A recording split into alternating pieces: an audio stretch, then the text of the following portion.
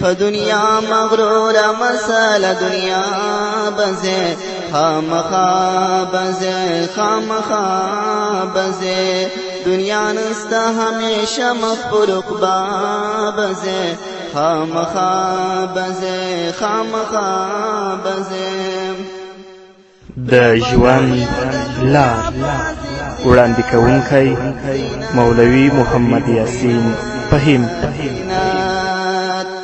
فریبانا خوریا د دنیا پازی زینت زینت زینت زینت د ژوند لار د سورزو مسافر نیمه خوا بزه خامخا بزه خامخا بزه. الصلاة والسلام على سيد الأنبياء والمرسلين سيدنا ونبينا وشفيعنا ومولانا محمد وعلى آله وأصحابه الطيبين الطاهرين. قدرمنو اوریدونکو د ژوند د لارې د خپرونې مینوالو په سلامونو او نیکو هیلو مو هرکلی کوم. ستاسو روغتیا او خوشحالي د پاک رب نه غواړم. دا دی زه محمد یاسین فهیم د ژوند د لارې د خپرونې په وړاندې کولو کې ستاسو په خدمت کې یم، په دې هیله چې دا خپرونه ستاسو د پام وړ وګرځي.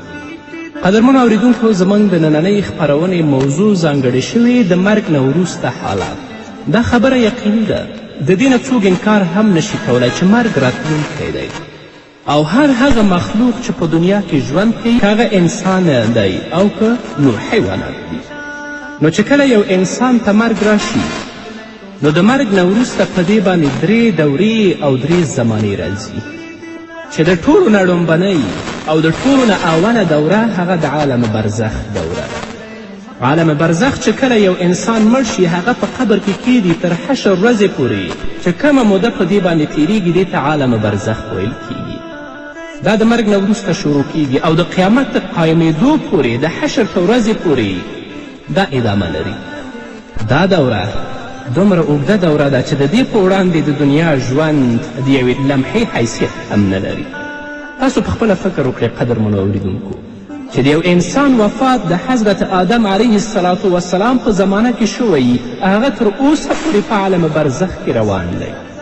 د آدم علیه السلام په زمانه کې مړ شوی، تر اوسه پورې د آدم علیه السلام نه نیولې زموږ تر زمانې پورې څومره وخت تیر شوی، خو هغه انسان لا تر اوسه هم په عالم برزخ کې روان دی. نو د عالم برزخ ژوند یا د عالم برزخ موده دا دومره اوږده موده ده چې د هغې په مقابل کې د دنیا ژوند د یوې لمحې حیثیت هم نه لري. محمد رسول الله صلی الله علیه وسلم په یو حدیث کې فرمایي، هغه مسلمان انسان چې کله هغه ته مرګ راځي، چې هغه خپل ژوند ټول د الله رب العزت د اوامرو مطابق، د الله د احکامو موافق او د محمد رسول الله د لارښوونو موافق تیر کړی وي، نو هغه لپاره به قبر یو باغ د باغونو د جنت نه وي. هغه به په عالم برزخ کې ډېر خوشحاله وي، لکه چې د بخاري حدیث دی چې کله هغه په زغرده باندې جواب ووایي چې زما رب الله دی، زما دین اسلام دی، زما نبی محمد رسول الله دی، نو الله به بلا کیف ورته ووایي، نارې به کړي چې ان صدق عبدي، زما بنده رښتیا ویلې، ففرشوه من الجنه والبسوه من الجنه. دې ته د جنتیانو جامې ور واغوندئ او د دې قبر د جنت د باغونو نه یو باغ وګرځوئ او د دې قبر به دومره آزاده شي تر څو چې د دې د سترګو نظر لګیږي او هغسې به ویدي چې هغه به څوک د خوبه نه راپورته کوي، لکه څنګه چې رسول الله صلی الله علیه وسلم په حدیث کې تشبیح هم ورکړی. نو ته حشره پورې به په هغه باندې هیڅ کومه ستونزه نه او هغه انسان چې بدبخته وي، تل لپاره په منکراتو، فجایعو، فحاشیو کې مبتلا وي، د الله د اوامرو، د الله د احکامو نه سرغړونه کوي، باغي وي یا منافق او کافر وي، چې کله هغه وفات کیږي، رسول الله صلی الله علیه وسلم په خپلو احادیثو کې دا موږ ته فرمایلي چې د هغه نه به کله پوښتنه وشي چې من ربک و ما دینک و من نبیک، هغه به وایي لا ادري، زه نه پوهېږم چې رب څه ته وایي، دین څه ته وایي، نبي څه ته وایي. نو الله به ووایي چې ان کذب، دې دروغ ویلې، ففرشوه من النار والبسوه من النار، دې دروغ وي، تاسو دیو ته د جهنمیانو جامې ور واغوندئ او د دې قبر د جهنم د کندو نه یوه کنده وګرځوئ.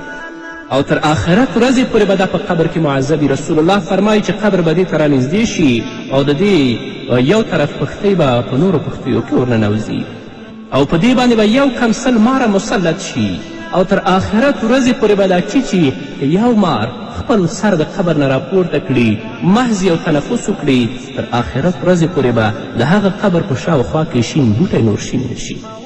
نو دا معذب په دې باندې سخت حالات تېرېږي.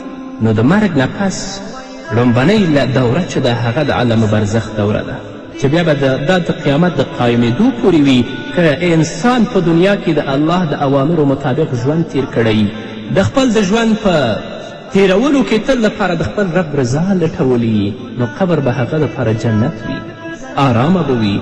او هغه انسان چې ژوند په منکراتو کې تیر کړی وي، د الله د اوامرو د احکامو نه په سرغړونه کې تیر کړی وي، نو قبر به هغه دپاره د جهنم کنده وي.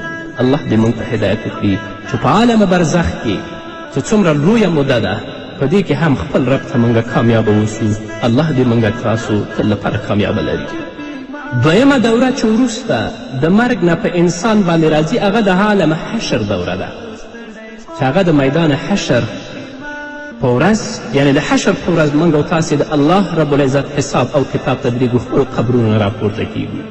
د آخرت په ورځ چې الله رب العزت چې کله ټول مړي بیا ژوندي کي، ټول کائنات ژوندي کي، نو هغه کسان چې مړه شوي په هغو باندې دا دویم دور ده چې شروع کیږي او تر حساب او کتابه پورې به دا دویم دور را روان وي.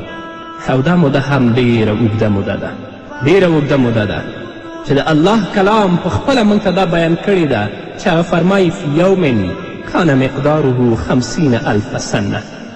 د عالم حشر یوه ورځ به 50,000 کاله وي او دا معلومات هم نشته دی چې څومره ورځې به په انسان باندې تیریږي. خو هغه کسانو چې خپل ژوند د الله رب العزت د احکامو او اوامرو موافق تیر کړی په دنیا کې، هغو دپاره هیڅ د یېرې خبره نه ده. هغو دپاره دا ژوند ډېر مختصر ژوند دی. د دې آیت په تفسیر کې په یو حدیث کې محمد رسول الله فرمایلی چې مؤمن دپاره به دا ورځ دومره مختصره او لنډه وي لکه څومره چې د ماسپښین او د مازدیګر په مانځه کې وخت کې څومره وخت دی. نو اوس موږ او تاسې په دنیا کې 80 کاله یا 80 کاله یا 100 کاله یا 120 کاله ژوند کوو.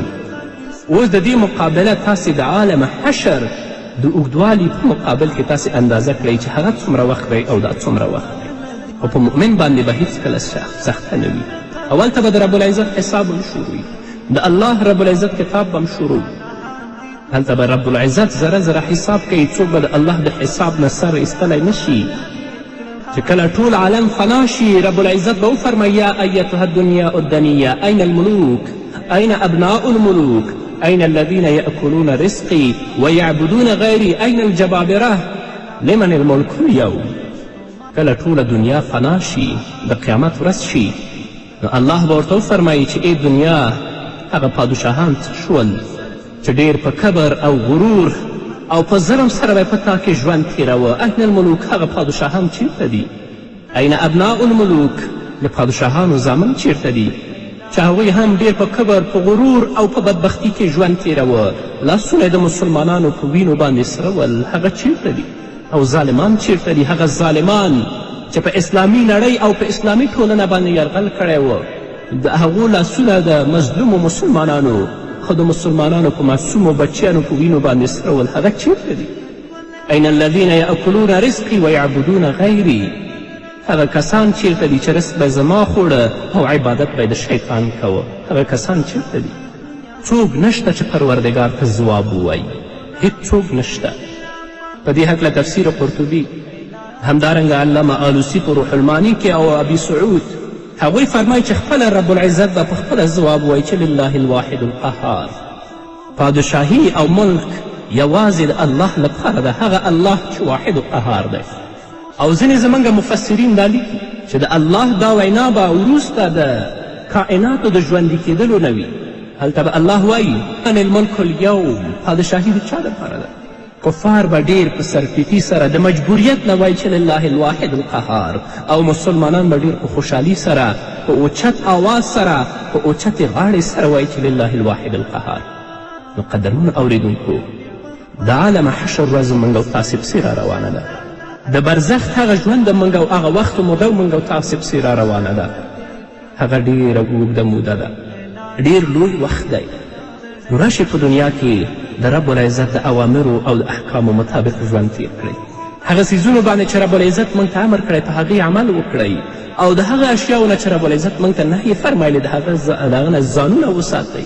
د خپل په عزت د بل چا په عزت پوه شئ. د دنیا په مادیاتو او په لذاتو باندې مه دوکه کیږئ تر څو هغه د حشر ورځ چې الله په خپل کلام کې 50,000 کاله ویلې ده چې هغه یو ورځ به د دنیا 50,000 کاله وي، هغه په موږ باندې ډېره محدوده او کمه تیره شي، لکه څنګه چې رسول الله ویلي چې دا ورځ به په مسلمان باندې داسې تیریږي لکه د ماسپښین او د مازدیګر مانځه ترمنځ چې څومره فاصله ده. او په ځینې ځایونو کې زموږ مفسرینو فرمایلی دي چې په دغه ورځ چې دومره لویه ورځ ده، مؤمنان او مسلمانان به د قیلولې خوب په جنت کې کوي، یعنې سهار نه نیولې تر 11 بجو پورې به دومره وخت کې به دا ورځ په دیو باندې ختمي. الله دې موږ ته توفیق راکړي چې خپل ژوند د الله د رضا مطابق تیر کړو، د رسول الله د رضا مطابق تیر کړو، یعنې اعمال وکړو چې هغه باندې زموږ رب راضي کیږي، هغه اعمال وکړو چې هغه باندې زموږ رب خوشحالیږي، هغه اعمالو ته مخه کړو چې په هغه باندې رسول الله راضي کیږي. نو په آخرت کې به په عالم حشر کې به دا ورځ په موږ باندې ډېره لنډه او د الله رب العزت د عذاب او د حساب نه به خلاص او که په دنیا کې تل لپاره په منکراتو اخته وو، په فجایعو باندې اخته وو، د الله د اوامرو د الله د احکامو په سرغړونه کې اخته وو، نو دا ورځ بیا په موږ باندې ډېره سخته ده. الله دې په موږ او تاسو باندې رحم وکړي. دریم دور چې په انسانانو باندې وروسته د مرګ نه راځي، هغه دور د عالم جنت یا د عالم جهنم دور دی. د مرګ نه وروسته ابتدایي دور د عالم برزخ دور او هغه پسې د عالم حاشر دور، د دې پسې وروسته هغه د عالم جنت یا د عالم جهنم دور دی، او دا هم ډېره اوږده زمانه ده. او دا دور به د حساب و کتاب نه شروع کېدو نه پس شروع کیږي. جنتیان به الله جنت ته ولیږي او جهنمیان به الله جهنم ته واستوي. او دا دوره به دومره اوږده دوره وي چې د دې به ابتدا وي خو دا به انتها نه لري، ختمیږي به نه. د عالم دور هلته به ختمېدو نوم نه اخلي، هلته ختمېدل نشته. د دې اوږدوالی به غیر محدود وي. په مسلم شریف کې د حضرت عنه نه روایت دی چې محمد رسول الله صلی الله علیه وسلم وفرمایل چې مرګ به د یو ګټ او د یو پسه په شان هلته راوستلی شي او د جنت او د جهنم په منځ کې به ودرولی شي. بیا به جنتوالو ته خطاب وشي او هغوی ته به وویل شي یا اهل الجنه هل تعرفون هذا، ای جنتیانو آیا تاسو دا پیژنئ؟ نو جنتیان به سرونه اوچت کړي او هغې طرف ته به وګوري ویقولون نعم هذا الموت، او وبه وایي او آواز به وکړي چې بلې موږ دا پیژنو دا مرګ دی. د دې نه به وروسته جهنمیانو ته آواز وکړی شي چې یا اهل النار هل تعرفون هذا، ای جهنمیانو آیا تاسو دا پیژنئ؟ نو هغوی به هم د خپل سرونه اوچت کړي او وبه ګوري او وبه وایي چې نعم هذا الموت، بلې هوکې موږ دا پیژنو دا مرګ دی. فیؤمر به ویذبح، بیا به حکم به وشي د الله له طرف نه، نو د ټولو خلکو په وړاندې به دا ګډ او دا پسه حلال کړی شي، ذبحه به شي. او د دې د ذبحه کولو او د حلالولو نه به وروسته وویل شي یا اهل الجنه خلود لا موت و یا اهل النار خلود فلا موت، ای د جنت خلکو تاسو به همیشه اوسیږئ، مرګ به نه راځي. ای د جهنم خلکو او تاسو به هم همیشه اوسیږئ په جهنم کې، تاسو ته به هم مرګ نه راځي. فیزداد اهل الجنة فرحا الى فرحهم ويزداد اهل النار حزنا الى حزنهم. فيزداد اهل الجنة فرحا الى فرحهم ويزداد اهل النار یا حزنا الى حزنهم. جنتیان چې کله دا اعلان واوري او دا منظر وګوري نو خوشحالي به یو په دوه شي او د هغو په خوشحالي کې به نورم زیادت راشي. او جهنمیان چې کله دا اعلان واوري او دا منظر وګوري نو په غم کې به نور هم غمونه را پیدا شي. نو به هر حال قدرمنو اوریدونکو، د مړه کیدونکي د آخري دور یعنی د عالم جنت یا د عالم جهنم دومره اوږد دی چې د دې اوږدوالي اندازه نشي کیدلی، ابتدا لري خو هغه لپاره انتها نشته دی، ختمه ده. الله دې موږ او تاسو ته ټولو مسلمانانو ته جنت نصیب کړي او د جهنم د هغه سخت عذاب نه دې رب العزت موږ او تاسې وساتي.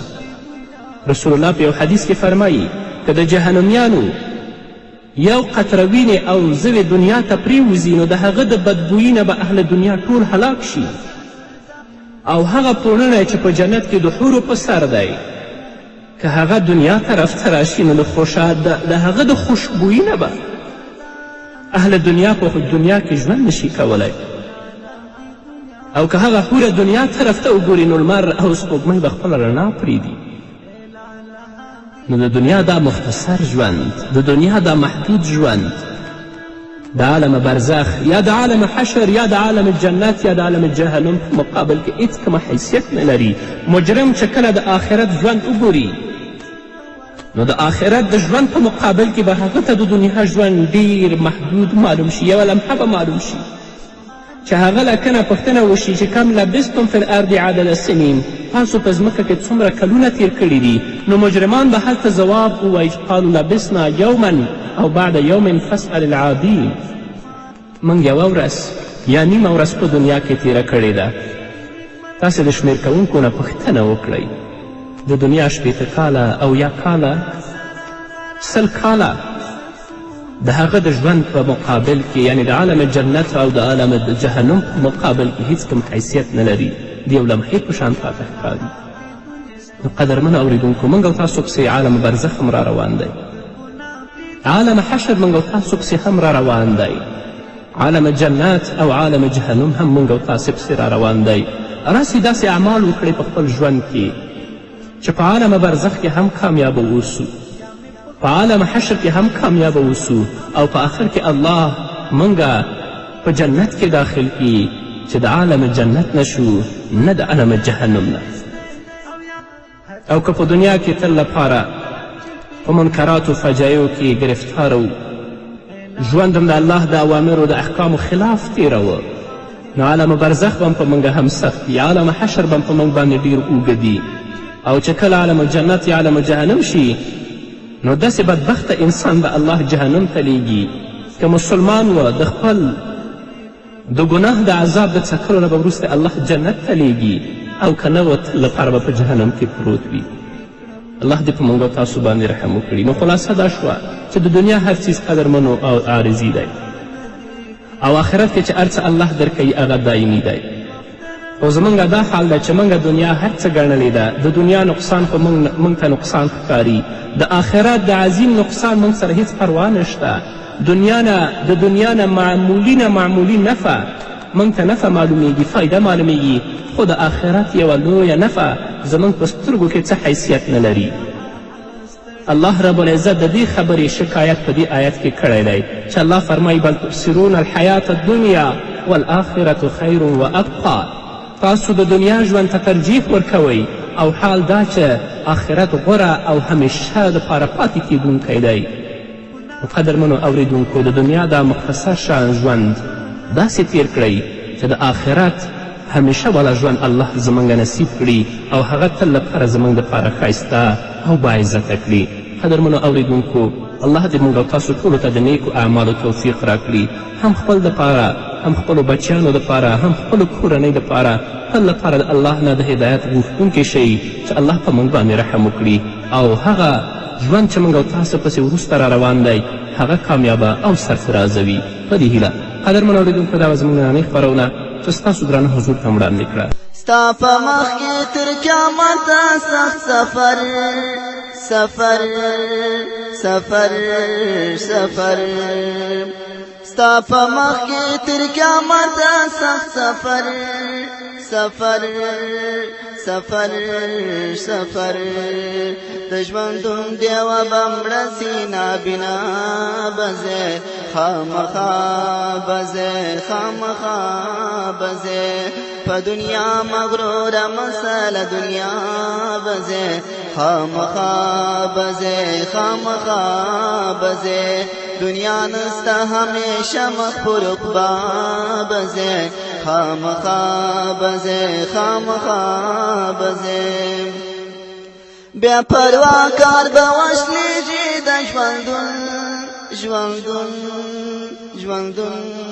ژوندون بیا پروا کار به وشلیږي د ژوندون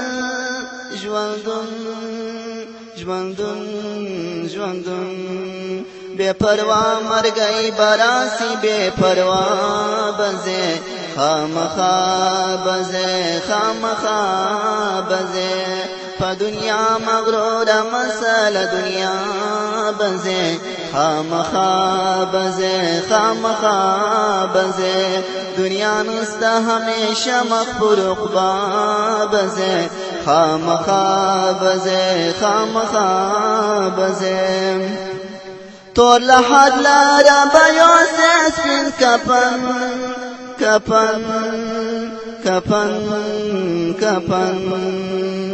تور لحد لارا بیوسس من